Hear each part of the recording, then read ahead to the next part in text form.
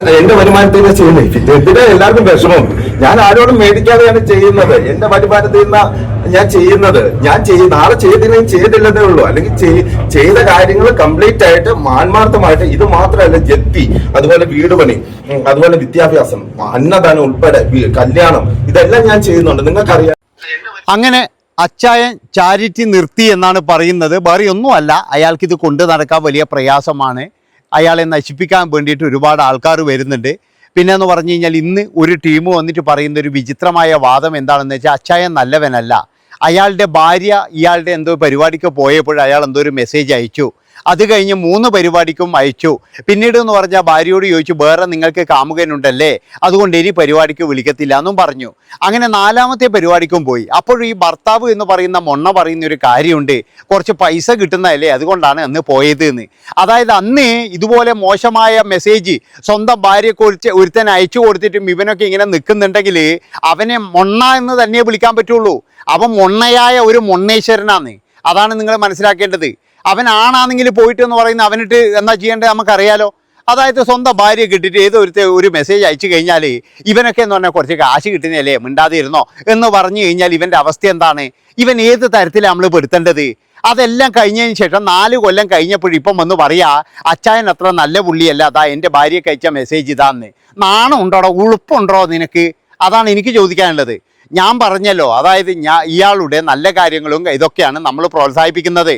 അല്ലാതെ എന്ന് പറഞ്ഞാൽ ഇതുപോലെയുള്ള കാര്യങ്ങൾ പക്ഷേ നശിപ്പിക്കാൻ വേണ്ടി 4ഓ 5ഓ വർഷം കഴിഞ്ഞിട്ട് ഇങ്ങനെയുള്ള ഒരു കാര്യമുണ്ട്, ഇതും പൊക്കി പിടിച്ച് വരണമെങ്കിൽ ഇവരുടെ ഉദ്ദേശം എന്താന്ന്?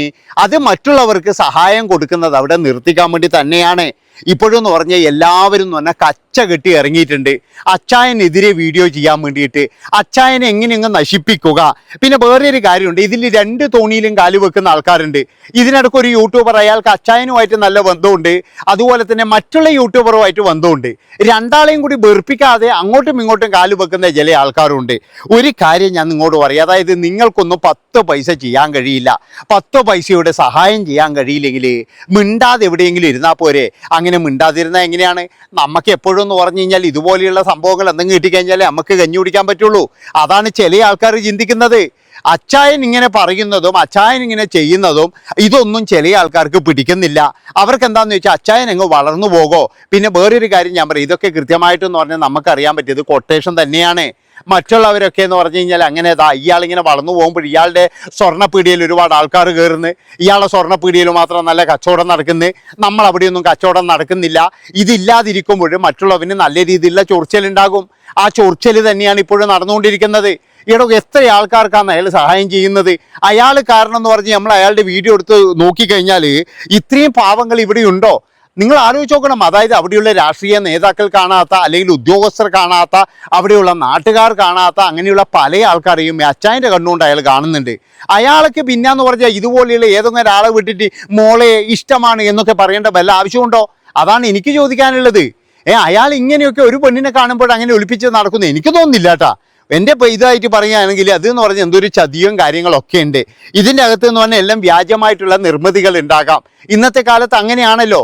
യാതൊരു ഉളുപ്പുമില്ലാതെ ഒരുത്തം പറയല, എൻ്റെ ഭാര്യയൊക്കെ മോശം മെസ്സേജ് അയച്ചു. മോശം മെസ്സേജ് അന്ന് ചോദിക്കണ്ടോ? അന്ന് ചോദിക്കണ്ടേ? ഇതാണ് ഇപ്പോഴത്തെ പ്രശ്നം എന്ന് പറഞ്ഞു കഴിഞ്ഞാൽ. കാരണം എന്താണെന്ന് വെച്ചാൽ എല്ലാം ഇങ്ങനെ അങ്ങ് സൂചിച്ചുകൊണ്ടിരിക്കും. അവസാനം പോയിട്ട് ഇവനെന്ത് ചെയ്യുന്നറിയാം, കംപ്ലൈൻറ്റ് കൊടുക്കും, ഇല്ലെങ്കിൽ നാറ്റിക്കാൻ നോക്കും. എന്നാൽ പിന്നെ അന്നല്ലടോ പ്രതികരിക്കേണ്ടത്. നമ്മൾക്ക് എന്തെങ്കിലും ഒന്ന് സംഭവിച്ചിട്ടുണ്ടെങ്കിൽ നമ്മൾ ആ നിമിഷം തന്നെ പ്രതികരിക്കണം.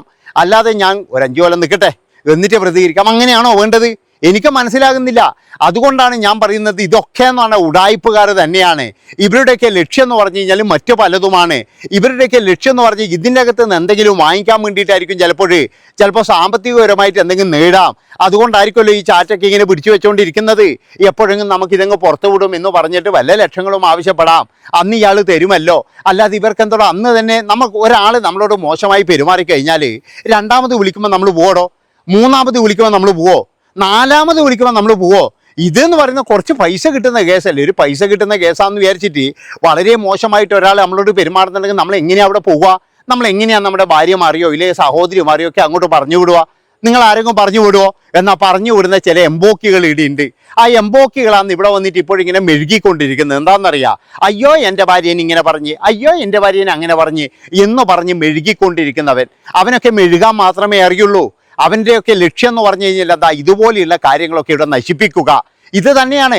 ഇനിയിപ്പോൾ അടുത്തൊരുത്തം വരുന്നുണ്ട്, അതാണ് നിങ്ങൾ മനസ്സിലാക്കേണ്ടത്. അതായത് ഇപ്പോൾ സോഷ്യൽ മീഡിയയിൽ അതാ ഒരുപാട് പേർക്ക് വീടെല്ലാം എടുത്തു കൊടുക്കുന്ന ഒരുത്തനുണ്ട്. ഇനി അടുത്ത അവനാണ്. ഇനി അവനെ പിടിക്കും ഇവർ. അവനെ ഇപ്പോഴും ടാർഗറ്റ് ചെയ്യാൻ തുടങ്ങിയിട്ടുണ്ട്. അവൻ എവിടെയെങ്കിലും ഫൗൾ പറ്റുന്നുണ്ടോ നോക്കി നടത്താൻ വേണ്ടിയിട്ട് ഇപ്പോൾ ഒരുപാട് ആൾക്കാർ ഇറങ്ങിയിട്ടുണ്ട്. അതുപോലെ അവൻ്റെ പഴയ ചാറ്റുകൾ. പക്ഷെ ഒരു കാര്യമാണ്, അവൻ ഈ അച്ചായനെ പോലെയൊന്നുമല്ല. അവൻ പിന്നെ എന്താ പറയേണ്ടത്, അവിടെ കയറി പണിയെന്ന് പറഞ്ഞാൽ അങ്ങനെ കയറി പണിയുന്നവനാണ്. അതുകൊണ്ട് തന്നെയെന്ന് പറഞ്ഞാൽ അവൻ്റെയൊക്കെ കുറച്ച് ഒരു ഇതായിട്ട് മാത്രമേ ഇവർ നിൽക്കുകയുള്ളൂ. അതിലേക്ക് അടുത്ത ഒരു നന്മ വരം എന്ന് പറഞ്ഞിട്ട് ഇവർ എന്തെങ്കിലും ചെയ്യും.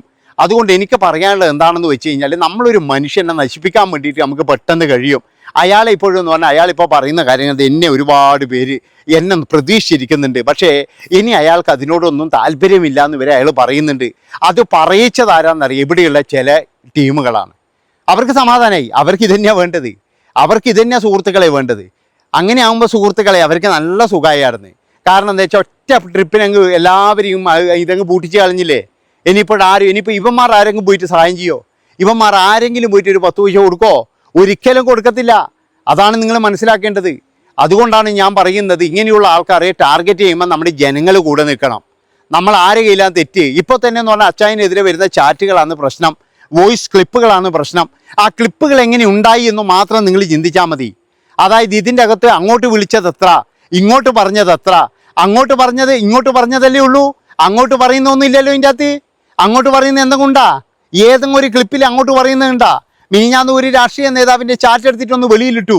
അയാൾ അപ്പോൾ തന്നെ പറഞ്ഞു ആ ഫുള്ളായിട്ട് വിട്, എഡിറ്റ് ചെയ്യാതെ ഫുള്ളായിട്ട് വിട് എന്ന് പറഞ്ഞു. കണ്ടം വഴി ഓടിയില്ലേ? എന്തുകൊണ്ടാ? ഞാൻ പറഞ്ഞില്ല, അങ്ങനെ ഒരു ലവ് ചിഹ്നം അയക്കുമ്പോൾ ഇങ്ങനെ ഒരു ലവ് ചിഹ്നം പോകും. ആ 2 ലവ് ആണ് ഇവിടെ കൂട്ടിയിടിക്കുന്നത്. അതുകൊണ്ട് ഒരു കാര്യം ഞാൻ പറയാം, ഭർത്താവിൻ്റെ മുന്നിൽ പുണ്യാൾ ഇതാകും നോക്കണ്ട. അങ്ങോട്ട് വിട്ട ചാറ്റും കൂടി പുറത്ത് വിടുവാവേണ്ടത്. അല്ലാതെ എന്ന് പറഞ്ഞ് എവിടെന്നെങ്കിലും കുറച്ച് ചാറ്റും ചുരണ്ടി പിടിച്ച് കൊണ്ടുവന്നത് അച്ചായൻ ഡീസൻ്റ് അല്ല, അച്ചായൻ്റെ കുൽസിതങ്ങൾ, അച്ചായൻ അങ്ങനെയാണ്, അച്ചായൻ ഇങ്ങനെയാണ് എന്നൊക്കെ പറഞ്ഞിട്ട്. അല്ല, എനിക്ക് മനസ്സിലാവുന്ന ചോദിക്കുന്നതാണ്, അങ്ങേർക്ക് ഇതുപോലെ ചാറ്റ് ചെയ്യേണ്ട ഇതിൻ്റെ ആവശ്യമുണ്ടോ? പിന്നെ ഇവർ പറയുന്നത് എന്താ, അങ്ങേര് വലിയ പണക്കാരനാണ്. ആദ്യം തന്നെ ഞാൻ പറഞ്ഞല്ലോ, എത്ര വലിയ പണക്കാരനായാലും ശരി, നമ്മളോട് ഒരാൾ മോശമായി പെരുമാറിയിട്ടുണ്ടെങ്കിൽ ഒരു സ്ത്രീ ഉണ്ടല്ലോ, ഒരു നോട്ടം നോക്കിയാൽ മതി, ഓൻ പിന്നെ ജീവിതത്തിൽ ആ കൺവട്ടത്ത് വരെ വരൂലായിരുന്നു. അതാണ് നിങ്ങൾ മനസ്സിലാക്കേണ്ടത്. നമ്മൾ ഒരുത്താൻ ടച്ച് ചെയ്ത് ഇല്ല, ഒരു ടച്ച് ചെയ്ത് ആ ടച്ച് ചെയ്യുമ്പോൾ ഒരു നോട്ടം, അല്ലാതെ ടച്ച് ചെയ്യുമ്പം ഇങ്ങനെ ആക്കിയിട്ടുണ്ടെങ്കിൽ പിന്നെ പറഞ്ഞിട്ട് കാര്യമില്ല. നമ്മൾ ഒരു ലവ് ചിഹ്നം വിടുമ്പം രണ്ടാമത്തെ ലവ് ചിഹ്നമായിട്ട് വിടാനുള്ള അവസരം നമ്മൾ കൊടുക്കരുത്. അവരുടെ വീട്ടിൽ കയറി പോകണം വേണമെങ്കിൽ, അതാണ് വേണ്ടത്. ഇവിടെ ചില ആൾക്കാരെല്ലാം കാണുന്നില്ലേ, വീട്ടിൽ പോയിട്ട് ചോദിക്കുന്ന കാണുന്നില്ലേ, എന്തുകൊണ്ട് അങ്ങനെ ചെയ്തുകൂടാ? അല്ലാതെ വന്നിട്ട് ഇവിടുന്ന് ഭയങ്കരമായിട്ട് പിന്നെ അയാളുടെ പൈസ കൊണ്ട് അയാൾ എന്തെങ്കിലും ചെയ്യോ, അല്ലെങ്കിൽ അയാളുടെ ഇത് വെച്ചിട്ട്, ഇതൊന്നും അല്ല ഇവരുദ്ദേശിച്ചത്. ഇവരുദ്ദേശിച്ചതെന്ന് വെച്ചാൽ ഇത് വെച്ചിട്ട് കുറച്ച് മുതലാക്കാം, കുറച്ച് കഴിഞ്ഞിട്ട് ഇത് വെച്ചിട്ട് കുറച്ച് പൈസ മേടിക്കാം എന്നൊക്കെ വിചാരിച്ചവർ തന്നെയാണ്. അപ്പോൾ ഇത്രയും പറഞ്ഞുകൊണ്ട് ഈ ഒരു വീഡിയോ ഇവിടെ വെച്ച് വൈൻഡപ്പാണ്. ഇനിയിപ്പോൾ സമാധാനമായല്ലോ എല്ലാവർക്കും. ഇനി ആർക്കെങ്കിലും സഹായം ചെയ്യുന്നുണ്ടെങ്കിൽ നിങ്ങളൊന്ന് ചെയ്ത് കളാ, പോയിട്ട് ഒന്ന് കാണട്ടെ ആരൊക്കെ ചെയ്യുന്നൊന്ന് കാണാലോ.